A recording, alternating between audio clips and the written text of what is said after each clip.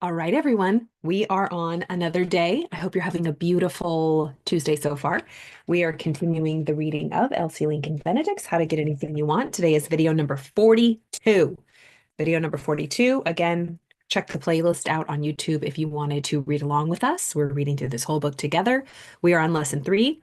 Know what you want most. And let's go over a couple more rules together to get our daily dose of Elsie Lincoln Benedict really teaching us how to get anything we want by changing our moods, by first noticing what our predominant moods are, because that makes our life, then how we change our predominant moods, then knowing what we want. Once we change our mood, we put all of that energy, a positive mood, behind what we truly want most. All right. And we left off yesterday with her, I believe, rule number 22. And she was just saying, be loyal to the forces within you, or they cannot produce their maximum for you. They are all powerful, but for that very reason, super sensitive, highly organized, and susceptible to every single suggestion that you make, every thought you think. They must have your complete trust to do their swiftest, supremest work. True, they will do the best they can against this handicap, but they are like you and me. They can produce 10 times as much and do it 10 times as quickly when the one they are working for trusts and relies on them. So let's trust and rely on our dreams and our wishes. Let's not doubt them at all. Let's not put any undue pressure or seeds of doubt in the garden of our hopes and dreams. Rule number 23. Once you have decided on a thing that you really want, stop thinking or saying to yourself anything that reminds you of your present lack of it. This is, again, it's mind training, y'all. And I'm talking to myself. It's mind training. And as you continue to grow and continue to get better, right? If you're watching this, you're into personal development, you're probably that one person in your life that's always working on themselves and trying to better yourselves and feel better about life, trying to listen to something that'll give you a nugget of wisdom that'll put you forward. Same, right? Same. And good. Congratulations, because it works. Okay, I'm gonna be 42 in May. I know I look great, right? But in all honesty, this material has saved my life, whether it be this book, any other book, anything positive. This world is filled with negative things. So many negative things are just coming at us. And if it ain't one story, it's another. And it will never stop.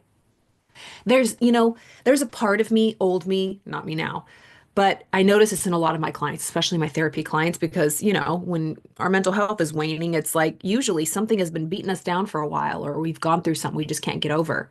And there's a part of us that believes, like, surely things are going to calm down. I mean, surely when this is over, surely when things get better. And I don't mean for this to sound like dark or dismal, but it never will. It never will. Life is as good as you make it. This life out here and all the circumstances and all the crap will always be crap. If it's not one thing, it's another. And if anything, it'll just get more bodacious and wild and ridiculous and like crazy, especially in the times we live, like with social media and AI and all this stuff. It's like we're going into new territory. And so there will always be things that there will always be problems. Let's just put it that way. Situations, drama, arguments, fights, wars. The only thing we're in control of is our own thoughts. The only thing. And so if there's a part of you that feels like you're just kind of waiting for things to get better, or you're just waiting for things to settle down before you make the decision, take the action, start really applying yourself.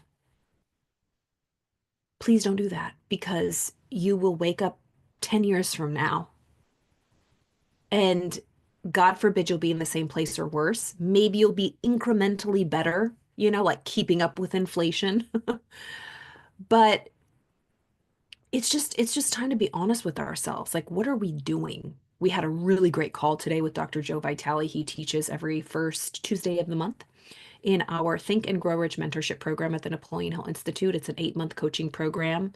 If you're interested, all the links are below. Call me, message me, set up a call with me if you want to join. But we have calls every Tuesday. We have calls every single day, actually. But Dr. Joe taught the mentorship call today. It's a 90-minute call, and he was talking about the principle of decision, really being decisive. What does it mean to make a committed decision? To go all in, to have, as he was saying, your pants on fire, but really it's like, what puts a fire under your ass? Are you halfway in? Right? I remember, I don't know who said it, maybe like Jim Rohn or who's the funny guy? Anyways, one of the greats. But I think a coach told me this, like, if you're 99% in, you're 100% out. Like if you're 99% in, you're 100% out. Like what's that 1% that is keeping you from 100%? If you're 99% in, but things just still aren't quite there because there's 1%. It's that 1 degree I talk about. My 1 degree was alcohol. And the moment I release that, talk about a 180. Like I truly feel like, they say, I mean, I don't know, but I feel like a part, like I died and came back to life. Like a whole nother soul came into my body. It's just a totally different like a whole totally different lifeline, lifetime, timeline, whatever. And I do truly believe that there are infinite possibilities and timelines that are happening simultaneously, and we just choose which one we're going to live on. And but it was just so radical. Like the 1 little degree can make all the difference. So just ask yourself, what is your 1 degree? What's the 1% that's keeping you from going all in? Is it a group of friends? Is it a relationship? Is it the way you eat and take care of your body? Is it the way you spend your money or save your money? Right? Is it the job you go to every day? What's your 1 degree? Is it gossip? Is it social media? Is it video games? Is it junk food?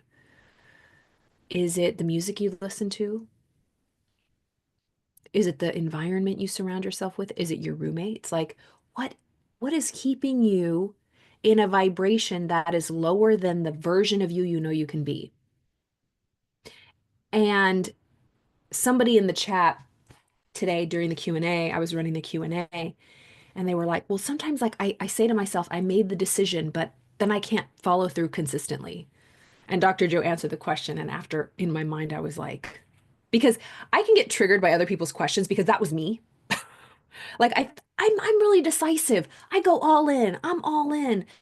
But I can't do the consistent action. It's like you did not decide.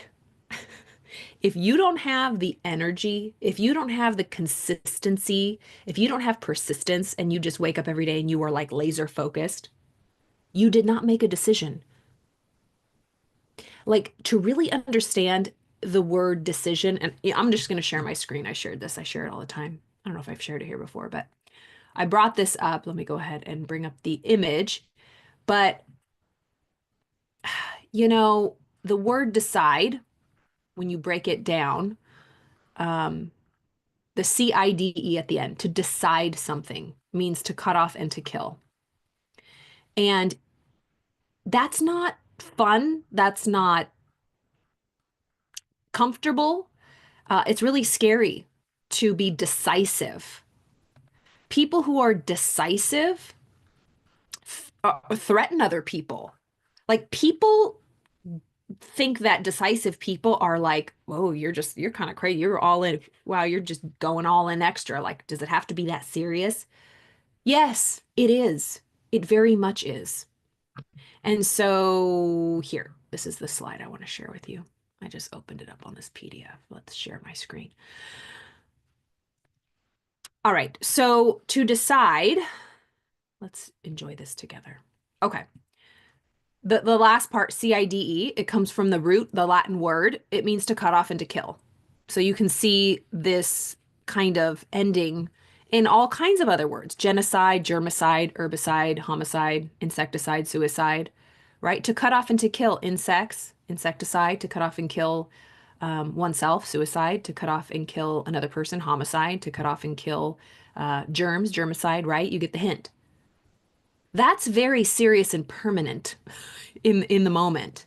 To cut off and kill, it's like Does it have to be that serious, Carla? Relax. Like when I decided to get sober, it's like, get every ounce of alcohol out of my house. Any old wine bottle, any little party favor with like a little shooter, anything, get it out of my house. Well, you don't got to be all that crazy, Carla. I mean, get it out of my house. Like, I will not be going to restaurants and bars. This was the first like 6 months. Now I really do not care and I do not judge anybody else. I used to bartend. I actually bartended for like 6 months after I got sober. So I do not judge other people. As they say, hats off to you if you can enjoy some beverages without losing your mind. But I could not. So when I made the decision to cut off and kill any option to drink, that was really scary. Like I couldn't even do it. And I think God helped me subconsciously with tricking me with making a decision just for a year. How about just for 1 year, Carla, you stop drinking? And that's how I got into my sobriety journey. It was right before my birthday, and I was like, what can I do different this year, this next year around the sun? What's a gift I can give to myself? I love challenges. I love improving myself. And I said, what's one thing I can get rid of for the next year? And it just came to me, right? It didn't just come to me. I had known for a long time that that's something I could do without for sure. Not even do without. I mean, it was causing serious issues in my life. And so when I decided to stop drinking just for the year, I can't tell you. It truly is like, when they say you got like a monster on your back or the monkey on your back, when you make a decision to get rid of something that causes you pain in any way, it's like it might be comfortable and you might like it in the beginning, but the next day you wake up or you regret, right? Say your stomach doesn't really do well with cheese or dairy, and then you just like eat a whole pizza and you're like suffering later.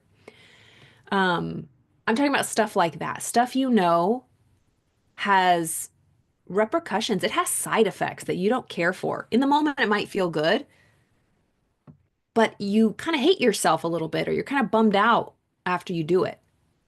What if just for 6 months? What if for the rest of this year you stopped? You committed, made a decision. It wasn't even an option. If your friend said, hey, you want to, nope, I don't do that this year. Check back in 2026 or whatever. But to decide it's a serious thing.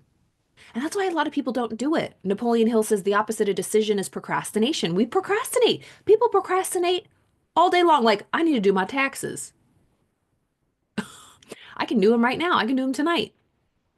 But I didn't make a decision to do it, right? I mean, it's still early in the year, but I'm a nerd. I usually have my taxes done as soon as my papers are ready. Um, Usually by the end of January. So I'm running late this year. But you know what I mean? Like if I really made a decision, they would be done. But I haven't decided. Like maybe this week I'll decide to actually sit down and do them and they'll be done. But I'll have to make a decision to do that. Right now, it's kind of just an idea floating in my head. So where do you need to decide?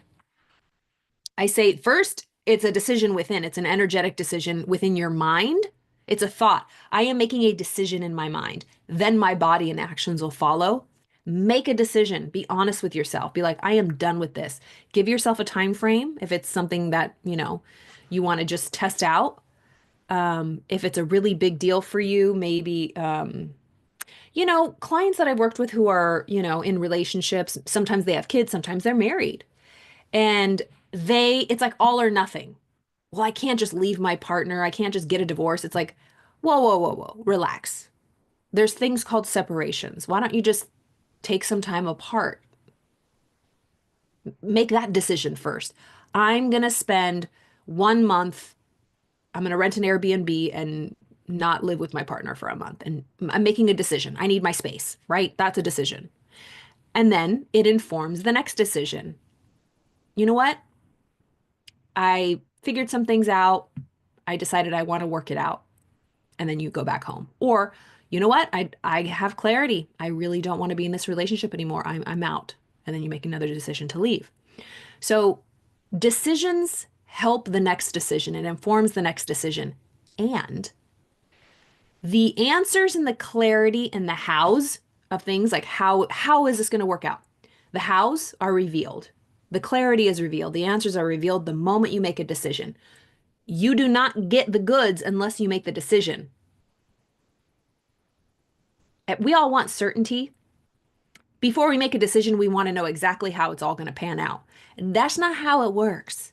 That's why a lot of people do not make big decisions. Successful people are decision makers. That's why only 2% of people are successful because only 2% of people are decision makers. So I love that my little states here that I created of faith and fear, right? Picture their actual states, like pieces of land. Like this is California, this is Florida. You are either in fear or faith. You are either in California or Florida, Florida or California. You're not in both.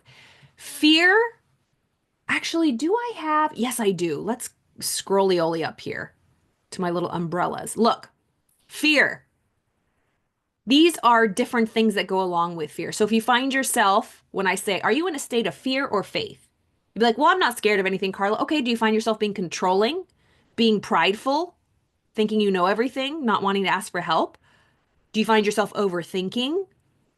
When you are in the state of fear, you might be experiencing these sort of things. Doubt. Do you doubt yourself? Or are you super confident? Are you a little irritable? Do you find yourself angry, frustrated, anxious, worried, entitled, just expecting things like, of course, right? Not really having a sense of gratitude in your life. That was me for a long time. If you experience any of these, plus a lot of other these are just examples, you're in a state of fear and you're not going to be decisive. But when you are in a state of faith, how cute is my umbrella? I know. Anyways, these are the attributes, these are the characteristics of somebody who's in a state of faith. You trust, you have gratitude, belief, compassion, peace, clarity. You're a creator, not a victim. You feel calm, you're humble. You're in a state of surrender. You don't need to know all the answers. You're in faith. You're in the state of faith. So I want you to ask yourself, is this where you dwell or is this where you dwell? I am just learning how to dwell here. Oh man, 35 years I was here. And alcohol doesn't help. Addictions do not help. Ooh, let me tell you. So be decisive. Okay, that was my cute little presentation. Um, Maybe I'll record that and I'll have it on my little memberships here on YouTube. Let me know if you'd like to see that. Um, but yeah, decisive.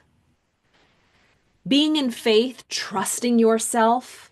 You can't really make a wrong decision, because no decision's permanent. Like truly, it's not. I mean, except, when you decide to end your life, but we talked about that the other day. It's not, that's a permanent decision on a temporary emotion of pain. Um, you know, you know what I mean. When you decide something, like say I decided to move somewhere and I didn't work out, which happened. Okay, I don't like this. I'm deciding to move somewhere else. It's like you make the next decision. So being decisive gets you closer faster to where you want to be. Especially if you feel lost or if you don't know what to do next, make a decision. But what most of us do, myself included, I get it. Well, not so much anymore, but I used to. I wasn't clear. I didn't know. I didn't feel like I didn't know, and I just waited. I would just sit here and procrastinate and ruminate and just sit in this inert state, inertia. And then it would just get heavier and heavier and heavier and heavier. But which is whatever. It's like, yeah, there's times in life where you're not going to know what to do next. But just go walk somewhere, make any decision. Then once you get there, you're like, oh, okay, well, I can go here. Okay, then I'll go here. Then I'll go here. But like if we stay back here the whole time, like anchored in the port of call, still stuck and tied to the, you know, um, the port, we're never gonna get out. We are never, and people spend their whole lives in port. I use that example of one of my clients. She's so funny. Um, Napoleon Hill uses the term drifter or leader. Like if life was an ocean and some people are just drifting through life, they don't know where they're going. They're just on the ocean, just drifting and bobbling. And other people are like, they're like headed somewhere. She goes, I'm not even drifting. I'm still in the harbor. I haven't even left the harbor. Um, but that's because we're scared. We don't know where we're going. But I would say it's better to make a decision and drift around a little bit to different decisions than not make any decisions at all. I should make another category. There's a leader, a drifter, and tied up to the porter. Yeah. So just being decisive, make a decision. What do you need to cut out? What do you need to stop doing? Or what do you need to start doing? And make it fun for yourself. Just for this next week, I will walk for 10 minutes. Just for this next week, I will meditate. Just for this next week, I will not have a tub of chocolate before bed. Just for this night, I will not Netflix binge for this next week. You know yourself and be good to yourself. Be gentle. You're human. It's okay, right? What are we avoiding? What are we trying to numb? We can adapt so quickly to new habits. We really can. We're get accountability.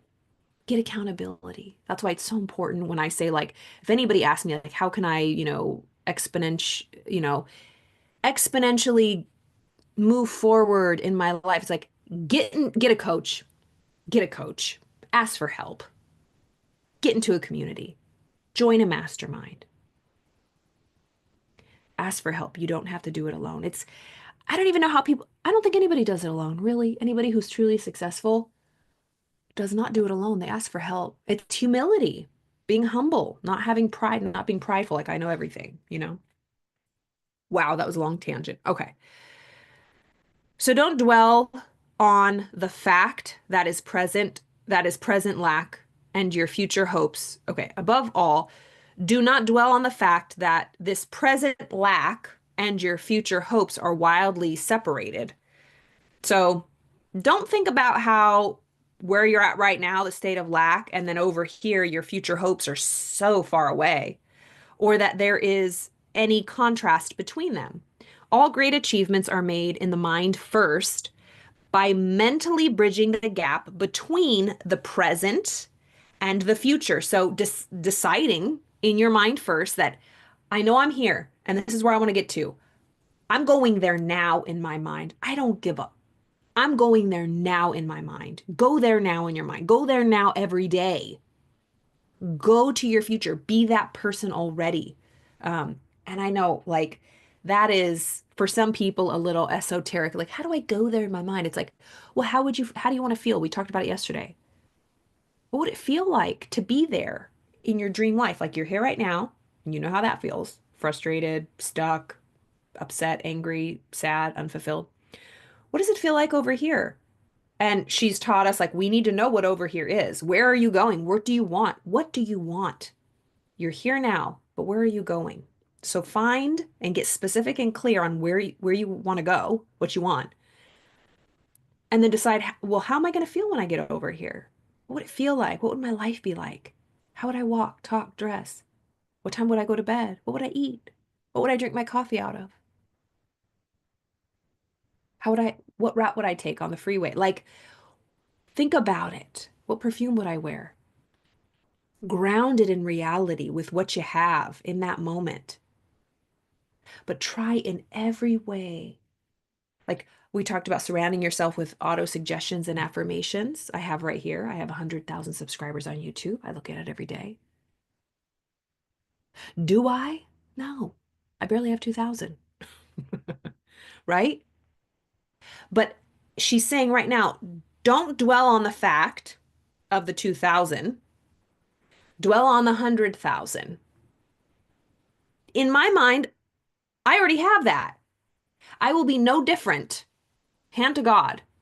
I don't care if it happens when I'm 80. It'll happen eventually if I just keep showing up. It will. It's inevitable. Nothing beats persistency and consistency and discipline. Nothing. Talent. What's that quote from Calvin Coolidge?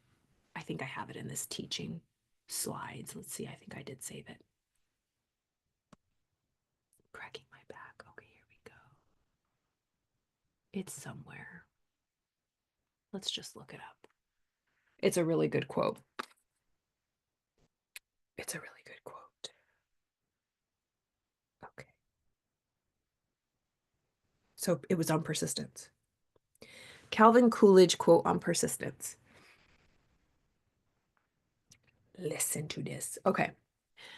Nothing in this world can take the place of persistence. Talent will not. Nothing is more common than unsuccessful men with talent. Genius will not. Unrewarded genius is almost a proverb. Education will not. The world is full of educated derelicts. Persistence, I gotta pop up. Persistence and determination alone are omnipotent.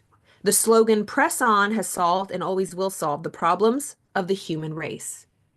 So when you're persistent, it doesn't matter how much talent, how educated, how much of a genius someone is. If someone's persistent, they're going to win. If you are talented and not persistent, the persistent person who's not talented will win. If you are educated but not persistent, the person who is a derelict and persistent will win. If you are not a genius and not persistent, the person who's a ding dong and persistent is going to win. Persistent beats anything. It solves all problems, he says. And that's the truth. So many people that succeed. I remember there was it Sean Hayes on Will and Grace? One of those actors who has been on, one of the biggest TV shows. It was either the guy who's on, what's the Sofia Vergara, uh, Modern Family? It was either the actor on that show or Sean Hayes. I get them mixed up. But they said, I'm successful simply because I didn't give up. I just kept going for it. After like what, 10 years, I don't know, it was a decade, 100,000 auditions, they succeeded just because they wouldn't give up. And that, it's like, what is it? Winners never quit and quitters never win. They're cliches, but they're cliches because they're true. They stand the test of time. It's universal laws, universal principles.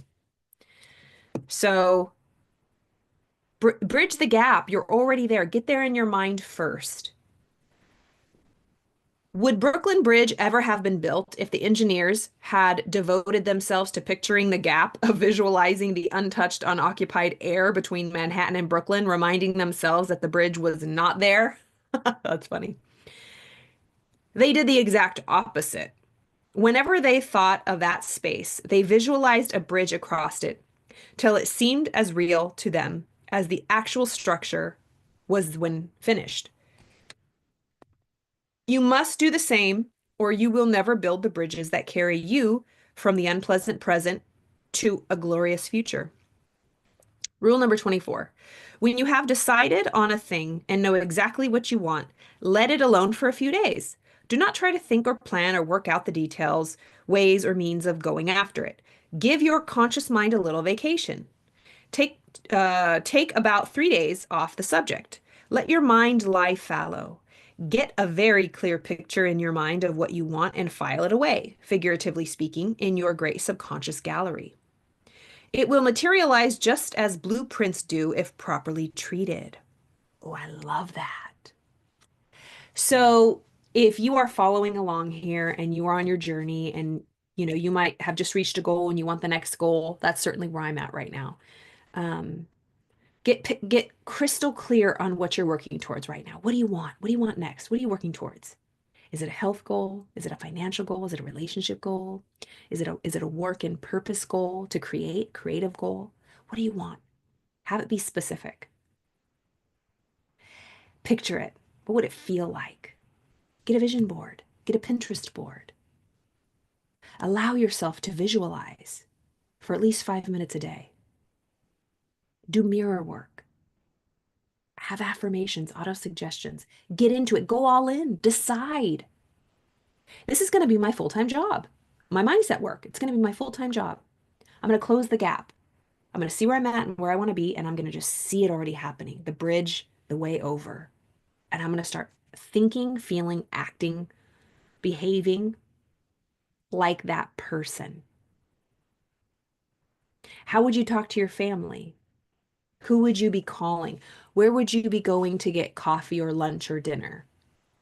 There's little tricks that we use. I highly recommend this. I love that. Like I used to do this all the time. But I worked in really nice restaurants actually.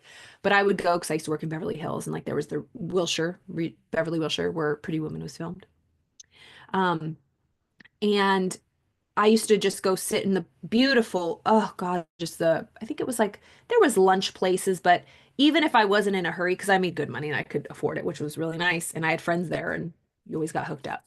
But just sitting there and having a hot water with lemon and like a salad or something, or I would just have a full-blown big meal, right? But just sitting in opulent places that it would make me feel just abundant. Of course I wouldn't eat there every day, but I could, in my mind, I could, and it just puts you in a different frequency. It's a different vibration. When you're like, if you've ever been to Las Vegas, I use this example all the time. There's Las Vegas Boulevard, I believe there's the south side and the north side, right? The north is where like the Sahara, the what's it called? The stratosphere. Further down is like downtown, Old Town, whatever, the Golden Nugget, all that jazz. And then the south is like where the Mandalay Bay, Flamingo, Hooters, all that stuff over there. And there's everywhere in between, like the Caesar's Palace, Bellagio. But more in the north, and there's like the Wynn, the Encore, Venetian, all that stuff. But depending on if you go to Hooters on the south end and you go grab a bite to eat or have a couple cocktails with your friends at Hooters, that casino, it's a very different experience if you were to go to the Wynn. It's just it's not better or worse. It's not to judge like these people are bougie and snobby and these people are ding dongs. It's like, no, what would you prefer? It's all about preference, no judgment. If that's where you feel you fit in, good. God bless you. Go for it. Playing beer pong, right? But what do you prefer? Where do you see yourself on the metaphorical Las Vegas Strip? Like, do you like white tablecloths or do you like wooden tables that are really casual and like family style? Like, what do you like? Do you like fine dining or do you like casual pizza grab and go or in between somewhere? Like, who are you? What do you prefer? Like, we can name a bunch of people and say, okay, would they go to Hooters or would they go to Encore? It's like you would never see, like if we said you would never see blank at Hooters or you would never see blank at the Encore.